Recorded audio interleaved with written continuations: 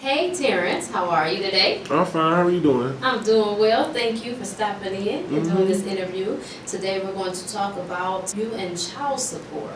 You have 2 cases out there. Two. Tell us all about it. When did this start? How did this start? Let's start with child number 1. How did the relationship end? Relationship 1, my daughter, me and her mom. You know, I'm not going to really place the blame per se on either person, but I'm just going to say we was young. I know I was definitely young. I just didn't understand the dynamics and the structure of a relationship, some of the things that you should do as a man. Not even so much as a man, just as being in a relationship, some of the compromises, some of the sacrifices that need to be made, and just my overall maturity at the time, which led to things happening, and ultimately me and her split. We was together for maybe about 2.5, almost 3 years, and we had a daughter at the time. That was a product of the relationship. So yeah, so that's how we ended. I just say it was maturity, and there was a lot of silly mistakes made that if I would have knew then what I knew now, things may, I'm not gonna say I would still be with her, but things would have definitely worked out differently with that relationship. So now, did she place you on child support, or did you go and place yourself on child support? No, actually, when she put me on child support, which when we get to the end of the story, is actually was a blessing in disguise. We were living together, and her mother suggested to her that she put me on child support. And I remember at the time I was like, "Oh, you gonna put me on child support? You don't trust me? You don't think I'm gonna take care of my daughter, my child?" And we was living together. We had an apartment. So I'm like, I'm already paying and contributing. The money is coming in. So she followed her mom's advice, and we went. And it was in Texas at the time. It was her mother suggested that she do it. And yeah, she put me on child support maybe about 6-7 months or so after my daughter was born. Wow, that's deep. So, did they really go after your pockets? I know some people have said that they have gotten outrageous amounts today. Well, I mean, from the different stories I've heard, I mean, I've been in the military for almost 20 years, so I've traveled a lot, and I've dealt with other men that have cases, but the main kicker is the states. Every state is different. So, I was in Texas at the time, and don't quote my numbers exactly, but Texas just takes a certain number, I think it's like 20%. So at that time, I was a young private. I wasn't making a whole lot of money, so they was taking like $230 out of my check a month, which wasn't a whole lot. So Texas is pretty kind of cut and dry. You bring in your checks, your income, and they do the numbers, and they take, I believe, like I said, it's 20%. They calculate, and that's it. It ain't a whole lot of negotiation and going back and forth. Of course, unless somebody has some extenuating circumstances where the judge may need to be aware, but Texas is pretty cut and dry from my experience. Well, I'm glad they didn't get you too bad because, you know, Michigan, there's all kind of different crazy cases going on. Yeah. To conclude the story, me and my daughter's mother continued to have problems even after we separated. And it got to a point where I couldn't even locate my daughter at all. I don't know where she was at. There was no contact. It was probably about an 8-year gap with that, and I hadn't seen my daughter. And actually, last time I had seen her was I flew to Texas because I was living in Maryland. I flew to Texas to pick her up. Her mother was on vacation, or I don't know where she was at. Her mother was gone, and my daughter was staying with the grandparents. Picked my daughter up, took her back to Maryland, came to Michigan to visit. Had her for about maybe a month. I think about 30 days, 3 to 4 weeks. When I took her back to Texas, her mom was back. She picked us up from the airport, where she was at the airport to meet us, and I'm thinking, okay, she's gonna drop me off at the hotel, take my daughter back, and I was gonna stay the weekend so I wouldn't just drop my daughter off after a lengthy visit. And put my daughter in the car. I put the luggage in the car. As soon as I closed the trunk, she pulled off and left me at the airport. And that was the last time I had seen my daughter for about 8 years. So to fast forward, I had stopped paying child support for a while. After maybe about a year or so, I had stopped paying, thinking that if she wasn't getting the money, that she would reach out to contact me or reach out to the child support, which is the Texas Disbursement Center, and say, hey, he's not paying. I need my money. Of course, I'm in the military, so I'm not hard to find or track down. But if she would have did that, that would have meant that her information where she was living at would have had to been updated too. Because then I would have had a voice to say, hey, I don't know where she's at. I don't know what's going on with my daughter. Now, to back up in the story, we have a custody agreement signed by a judge, a legally binding agreement. So I had a leg to stand on, even though ultimately I was wrong for not paying. I still had a leg to stand on if it would have came to light that, hey, I don't know where my daughter's at. No information has been provided to me to where she's living.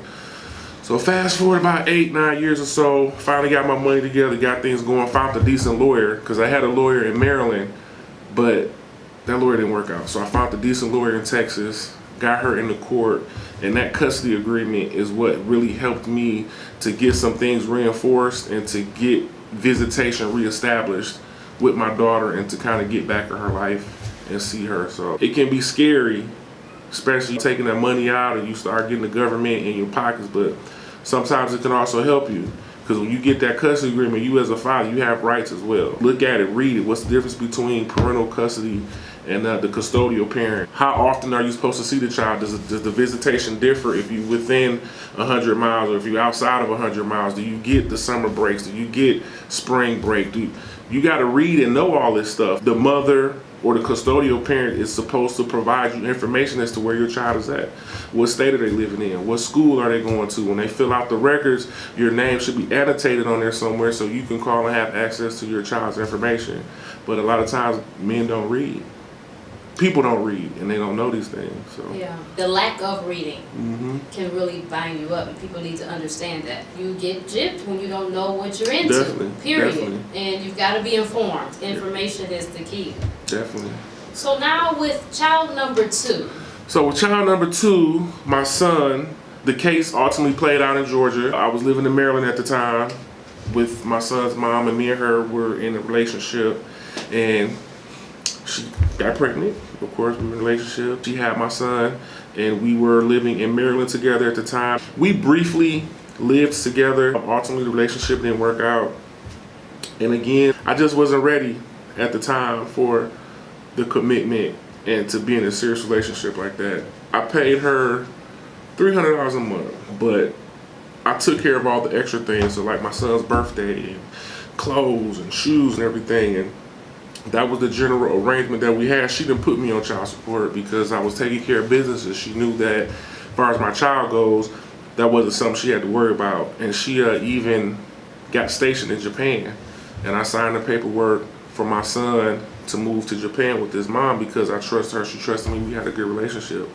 It wasn't until about, my son was maybe 4 or 5, after she had gotten out the army and she got married, and she said she needed more money for child support. So initially we couldn't quite agree on the amount that she wanted, which ultimately kind of led me to say, you know what, based on my experience with my daughter, I need to have a custody agreement. I need to have something legally binding, something that can help me and support me legally moving forward. Because I have heard cases where even though the man is paying, since it wasn't documented and it wasn't court ordered, that they don't get credit for that didn't count. And sometimes they go all the way back to the child, the date of birth, and say, well, you owe child support for all this, but it's like, I've been paying the whole time. So, but I kind of had myself covered with that too, because I had a checking account set up, so I was never just giving her the money directly.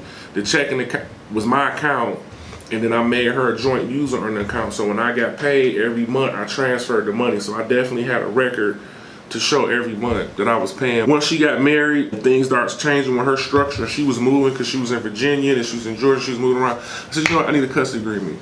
I need something legal, and I found the lawyer. Great lawyer, awesome lawyer by the name of Rachel Platt. I mean, this lady is like one of those hotshot lawyers you see on TV that kind of like just walks around and has a commanding presence and handles stuff. So I was blessed to find her. And we went to court, and the judge suggested that we do mediation. So we did mediation, and we was able to come to a compromise that I would pay $500 a month for child support. And I believe at the time, the calculated amount that Georgia wanted me to pay was a little less than what I was offering. I think it was gonna be like $470 or $480 or something like that. So I said, you know what, I'll just pay $500 a month. However, common with me paying $500 a month, I'm gonna scale back on some of the extra things I was doing. Cause like every summer, I send my son maybe like 15, 20 outfits with shoes to match. Wintertime, it's cold, you need boots, coats, yada yada. So birthday, what does he want for his birthday? Oh, he likes Iron Man this year. So I go into like Party City and order up a whole kit for like 30 kids, however many she tell me, send it. So with me increasing to that 500, I scaled back on some of the extra things I'm doing, because I'm like, now you're getting the money up front. So I can't afford to send you all that money up front and then still do the extra things in abundance that I was doing for my son. So that's what happened with that. And based on my experience with my daughter, it better prepared me for what happened with my son. And ultimately, me and her, we still have some arguments. We human, we people, we still beef, but me and her have a great relationship, almost like a sister and brother. And we talk, we communicate, we laugh, we joke, and ultimately it has been a great learning experience. Well, that's great. I mean, that's a very positive and insightful story. I appreciate you actually sharing it with us. I think the best thing, if everybody's been watching these different videos, the best thing to know is you have to be informed, you've got to use your head, you have to come with strategy, documentation, and just be ready. But not in his case, but in most cases, we have to be careful of who we're partnering up with and make sure that we're ready to be in these relationships. Oh, no, that is my case. That is in my case. Because I wasn't ready. I thought I knew a lot of stuff, and I didn't. I really didn't. You know, I remember one of the things my mama would say to me is that my daughter's mother would tell my mom that she doesn't feel that you care about her, or when she says, I love you, you say, okay, all right, yeah. And I used to tell my mom, like, it don't matter. It don't matter. I do this, I do that. I'll tell her when I feel like it. It don't matter. Ultimately, some of the reasons that we separated and she was with somebody else was that it was those little things. The I love yous and the extra affect, not even extra affection, just a minimum level of affection that sometimes it isn't given. Men, in my opinion, have different emotional requirements than women do. And sometimes we get stuck and complacent with what I like or what I need or what benefits me, that you don't take the time to see what benefits or what the other person, like, I'll give an example, I'll give a perfect example. Let's say you come home, babe, I got the candles, I got some music, I cooked dinner, let's just say spaghetti. I cooked this nice meal, I got the plate settings, right? But I made this spaghetti, right, and I put mushrooms in it. You hate mushrooms. But I made this anyway because I'm thinking in my mind, oh, I went through all this extra effort and I got the music and the candles and I bought your favorite champagne. But you don't like the doggone mushrooms. So you're really supposed to say, oh, you know what? Well, he know I don't like this and he gonna put it in here anyway, but I'm supposed to get past it because he went through all this extra effort. It don't always work like that. And then now I want to sit here and be mad or my feelings hurt because you're not reciprocating or you're not expressing yourself over this meal and this setup that I did for you, when I explicitly added something that you don't like. And that may seem complicated, or why is he talking about food, but the people that really get it and understand it, they know where I'm coming from and exactly what I mean. Sometimes it can be the smallest things. Right.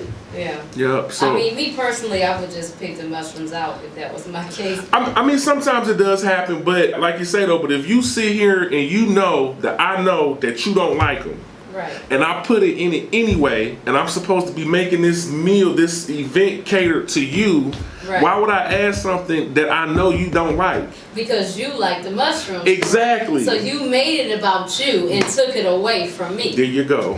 Exactly. There you go. But this has been a wonderful and very insightful interview. Yep. Thank you for coming here and spending time in this interview. I appreciate it. No problem. Thank you guys for watching. Catch us next time. Bye. Make sure you choose Rocky Road Productions LLC Porch Talk to feed your entertainment needs. And you can do that by following us on Facebook, Instagram. Make sure you like this video and share it with all your family and friends. Tag somebody in it, why don't you? And don't forget to comment down below and let us know how you feel. And before you leave, make sure you subscribe. That's right. You'll catch us every week. Looking forward to see you again next time. Bye.